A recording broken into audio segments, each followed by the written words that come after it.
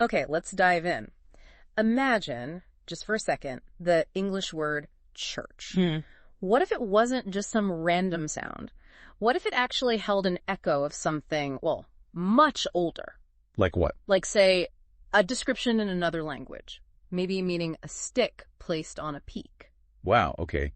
That's a pretty specific image. Right, and what if language itself wasn't really invented, like a tool, but it sort of grew Organically. from the sounds around us? Yeah, exactly. From the sounds early humans made or heard just interacting with the world. Well, what's really fascinating is that this isn't just, idle thinking. No. Our deep dive today is actually looking into a specific, quite revolutionary theory about this, and yeah, it's definitely controversial. Okay, tell me more. It's called Odum Tili. That means human language, and it's the work of a Dr. Mamujan Kuchkarov.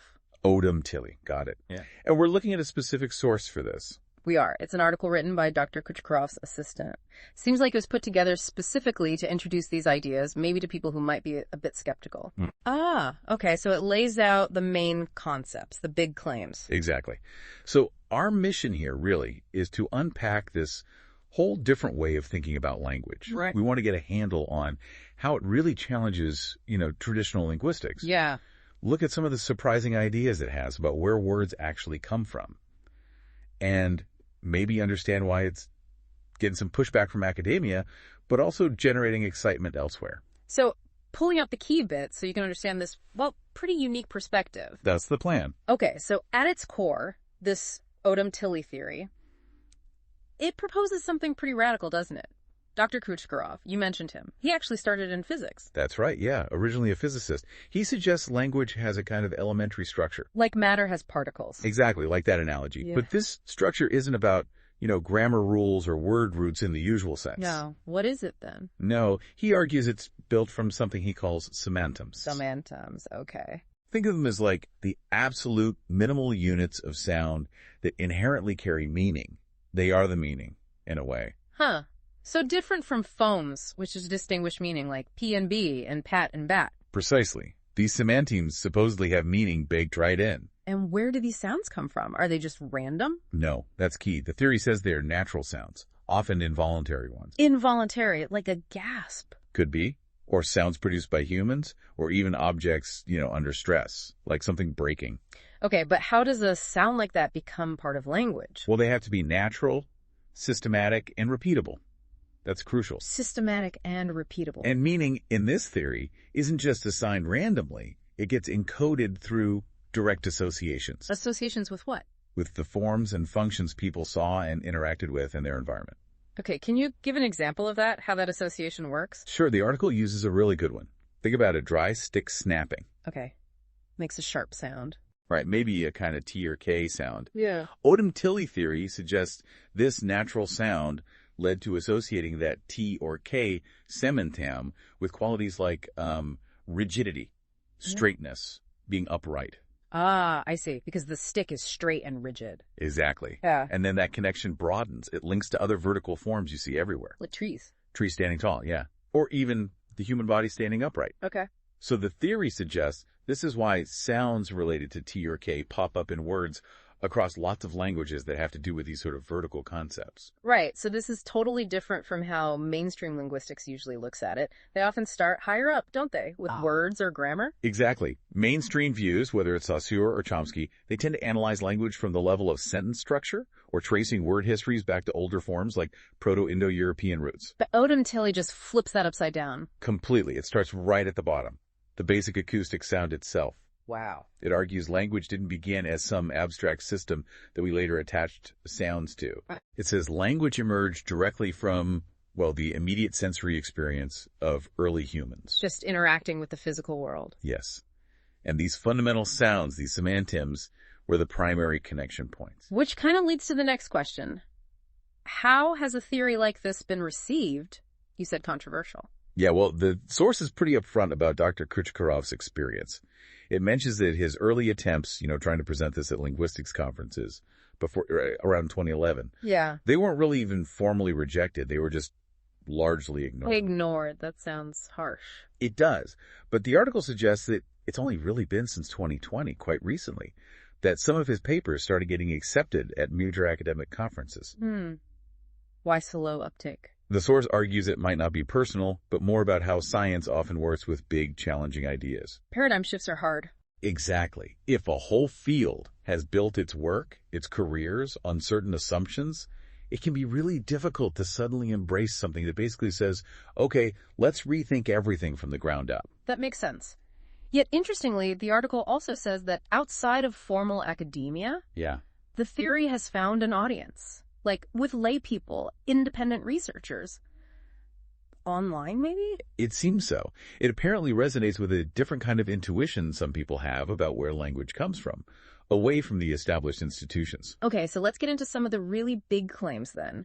What does the theory propose? Well, buckle up because some are incredibly bold. Yeah. One of the biggest is this idea of monogenesis. Monogenesis, meaning all languages come from one single source. Not just that they share some common ancestor way back, but that fundamentally there aren't really multiple languages that originated independently. There's basically one original human language, Odamtili. Whoa. Okay. And does it say where we can see that original language now? This is maybe the most central claim. It argues that Turkic languages have preserved the original structure and the phonosemantic logic, the sound meaning connections of this first language more closely than any others. Turkic languages, wow. And how does it support that? With lots and lots of proposed etymologies. It tries to trace words across really diverse language families back to these primal sound meaning links that it says are clearest in Turkic. Okay, give me an example. Let's take the Latin word netra, meaning nature, right? Yeah, okay. How does Odamtili break that down? Right. So the article explains it like this. Nena is said to relate to an object or a being. Tur signifies something upright or rigid, connected to the form of a tree. That tur again, like the T sound. Exactly. And A represents space. So you put it together, and netra literally means something like the presence of an upright thing, like a tree in space. According to this theory, yes. That's the proposed original meaning encoded in the sounds.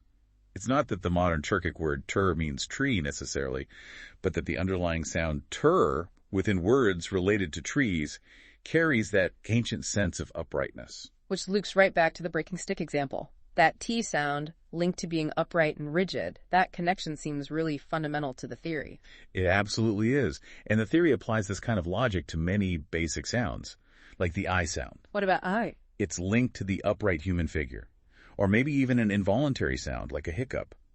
The source even points out, kind of speculatively, that the cultural practice of marking death with an upright wooden cross... A T-shape. Right, a vertical T-shape, which became a huge symbol in Christianity, could potentially link way back to this deep, ancient association of the T sound with uprightness, rigidity, maybe even finality. That's a big leap, but I see the connection they're trying to make. It definitely pushes the boundaries. Okay, here's something else that seems really intriguing in the source. This idea of a phonosemantic code of the self. Ah, yes. Why do so many different languages use such similar sounds for I or me? You know, you've got Russian ya, English I, Spanish yo. Or the sound I in some Turkic forms for I or self. Right. What's the Odamtili explanation for that? It seems too consistent to be pure coincidence. Well, the theory offers a very specific and kind of amazing explanation. It links these sounds directly to the experience of seeing your own reflection for the first time. Reflection? How? Think about it. The clearest, most common reflections early humans would have seen regularly. Still water, a puddle, a lake. Exactly. Still or standing water.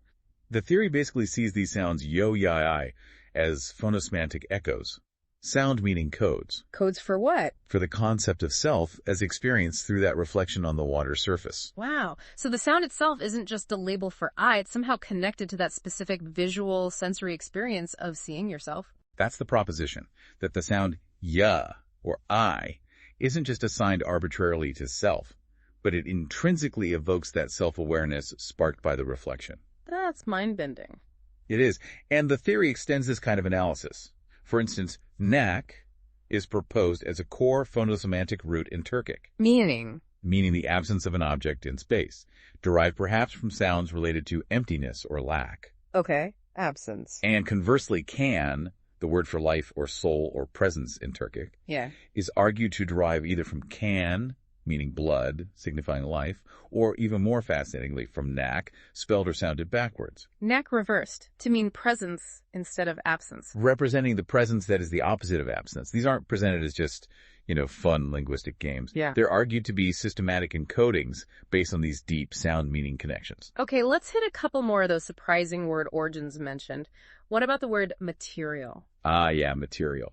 The theory suggests this ultimately comes from teri, or deri, Which is the Turkic root for skin or leather. skin or leather. Why?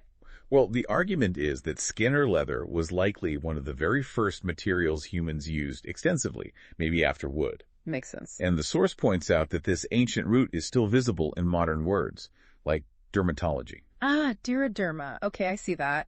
And what about mama? That almost universal sound babies make for their mother. Right, mama. Yeah. Incredibly common across the globe. So what's the Odam Telly take? The theory links ma not just to a sound, but actually to a gesture. A gesture. The gesture of offering, or maybe reaching. It posits that the M sound relates somehow to the hand and A relates to space. Handle space. So mama is argued to originate from the gesture of empty hands reaching out. A really fundamental gesture, maybe first used by infants seeking comfort or food. Empty hands reaching. Wow. That's another really evocative idea. It definitely offers a different perspective on these common words. Okay, so if this theory is suggesting language is built on these deep natural sound connections and that Turkic languages hold the key, it begs a huge question. Why wasn't this obvious before? Why hasn't linguistics found this? Why was it, as the article seems to imply, sort of hidden? Yeah, the source tackles that directly. Dr. Kuchkarov's argument isn't really about some big conspiracy or deliberate cover-up. No. He argues it's more a consequence of, scientific stagnation within linguistics itself. Stagnation. How so? He basically claims that until his Odom Tilly theory came along, there just wasn't a method, an empirically grounded approach capable of decoding language right from these first principles. Starting from the acoustics, the raw sound, and building up. Exactly. He thinks the existing frameworks just weren't equipped to see it. But the source does go a bit further, doesn't it? It makes a really bold historical claim about the ancestors of Turkic speakers. It does. This is probably one of the most controversial parts. Okay. The article posits that the ancestors of Turkic peoples, who the theory also claims were among the originators of early statehood and religion, they intentionally withheld certain fundamental sounds. Withheld sounds. Which ones? Specifically, sounds like the Turkic Q, H, and HA sounds maybe not common in all languages. And they withheld these. Why? And from whom? During linguistic exchanges with other groups, apparently. The claim is that this deliberate holding back led to distortions in how those other groups adopted or adapted words. Distortions in other languages, because they didn't get the full sound. That's the assertion. The source gives examples, like suggesting the Turkic word inya, yaslik meaning something like writing or maybe sin, Yeah. became the Russian word iya, yastik meaning language or tongue. Okay. Or that Turkic yoslit became the English skeleton, or ade, quandel, became candle. So these aren't just natural sound shifts over time. The theory presents them as partial transcriptions, or distortions, resulting directly from the intentional omission of those key Turkic sounds by the originators. It's a pretty provocative historical linguistics claim tied into the core theory. Definitely adds another layer of controversy. Okay, so let's try and wrap up this deep dive into Edem Tili theory. We've really explored its core, pretty revolutionary idea, haven't we? That language starts not with abstract concepts or grammar, But with elementary sounds, semantims. right, sounds intrinsically linked to natural events, to how early humans sensed and interacted with their world. And we've seen how this is just a total departure from established linguistics, starting right down at the acoustic level, emphasizing that direct sensory experience as the kind of ground zero for meaning. It's a theory that's clearly facing a slow uphill climb for acceptance in traditional academic circles. Yeah, which, as the source notes, often happens with ideas that really shake up the existing framework. Paradigm shifts take time. But at the same time, it's obviously striking a chord with people outside those structures, finding resonance online and among independent thinkers. We touched on some of its most, provocative claims and examples. Yeah, that idea of monogenesis, a single original human language with Turkic being its closest living relative. And those really specific etymologies, like church, maybe meaning stick on a peak, or natra, as the presence of an upright object in space. Circling back to that T sound for uprightness. And the whole idea about the phonosemantic code of the self. Right, linking sounds like yeah, to seeing your reflection in water. Plus those other surprising links like material back to skin leather and mama may be originating from that empty-handed gesture. And we also looked at the theory's own explanation for why this structure wasn't seen before. Yeah, the argument about scientific stagnation in the field, plus that really striking claim about intentional sound withholding by ancient Turkic peoples leading to distortions elsewhere. So after exploring all this, what does taking a deep dive into a theory like Odum Tili mean for you, the listener? Well, I think it offers just a completely different lens to look through, doesn't it? When you think about the language you use every single day. It really challenges those basic assumptions about words just being arbitrary labels we all agreed on. Exactly. It suggests maybe there's something much deeper going on, a kind of fundamental, maybe even physical connection between sounds and concepts. A connection that's embedded right into the fabric of language itself, which maybe traditional methods just haven't been set up to find. Right. It's a fascinating possibility. And if this has sparked your curiosity, if you want to explore Dr. Kuchkarov's work more directly. The source mentions a couple of places to look. There's the OTA, Odum Tili Akademiasi YouTube channel. Okay. The specific handle mentioned is at Mamujan Kuchkarov 3469. Got it. And also a Facebook archives under his name, Mamujan Kuchkarov. Good resources for anyone wanting to go deeper. So maybe a final thought to leave you with. Yeah. Consider this. The next time you say a word, any word, are you just using a sound you learned? A convention? Or could you, just maybe, be unconsciously echoing some primal sound?